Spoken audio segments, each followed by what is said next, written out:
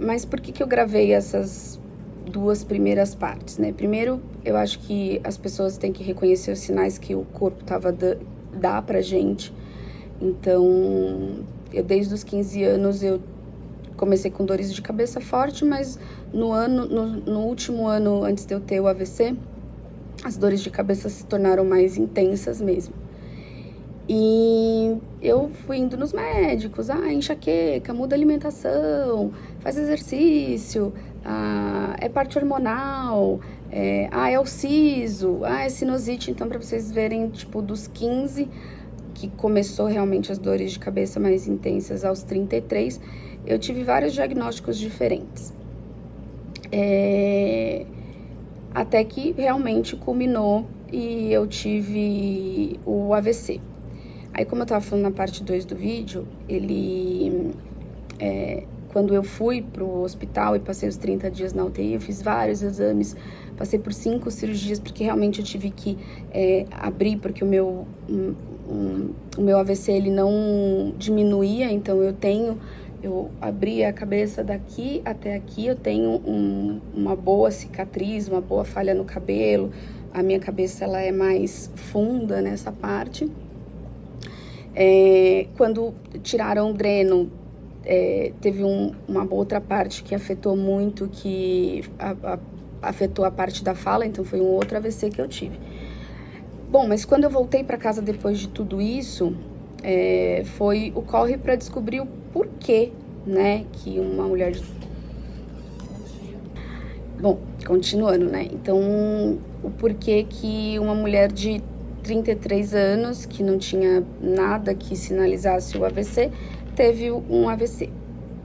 E aí a gente os médicos começaram essa busca do diagnóstico.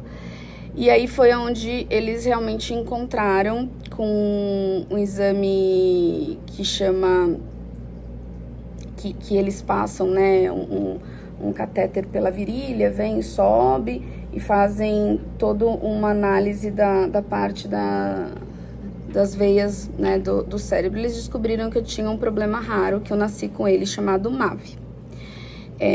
Então, na linguagem nossa usual, eu nasci já com essa MAVE, e assim, os nossos vasos sanguíneos do cérebro, eles vêm grossos, médios e finos.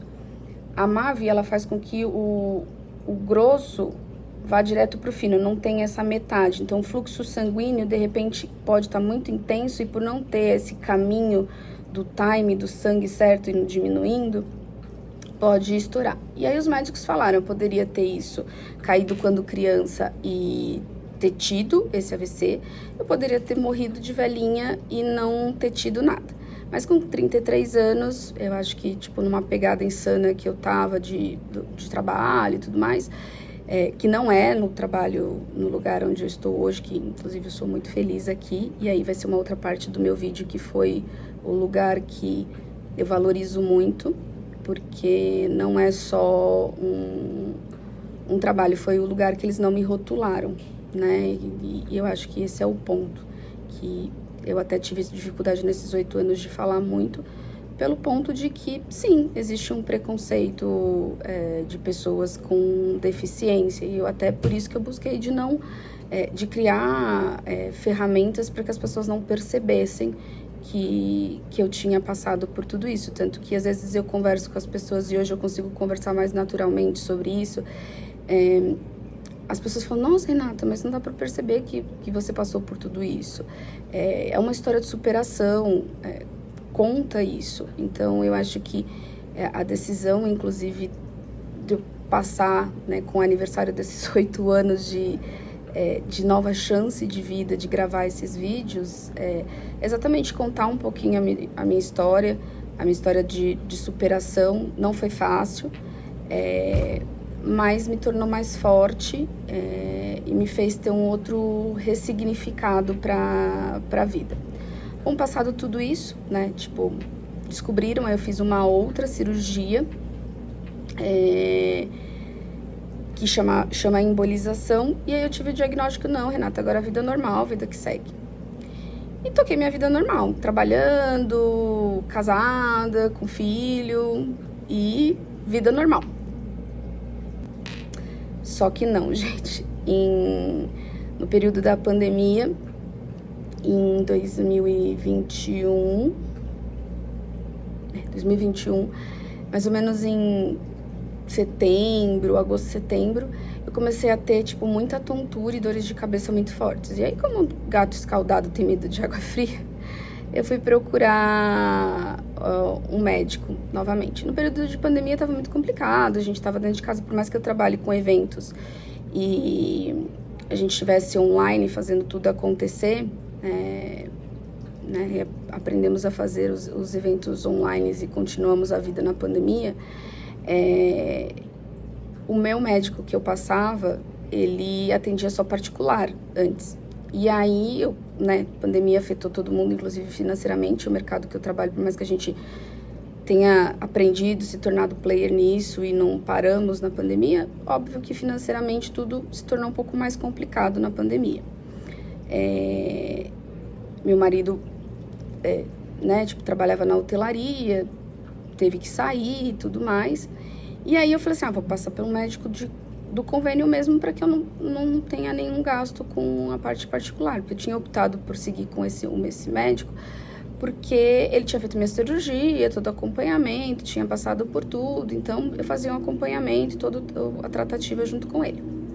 Resumindo,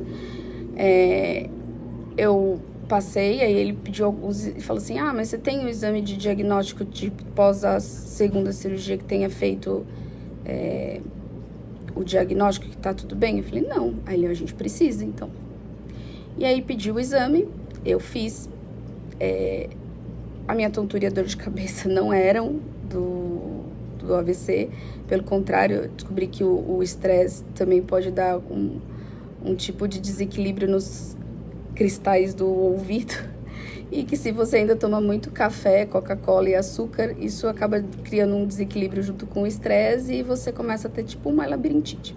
Bom, diagnosticado, tomei os remédios, tudo certinho, mas com esse exame eu descobri que eu não tinha sido realmente curada e a vida não era normal, assim.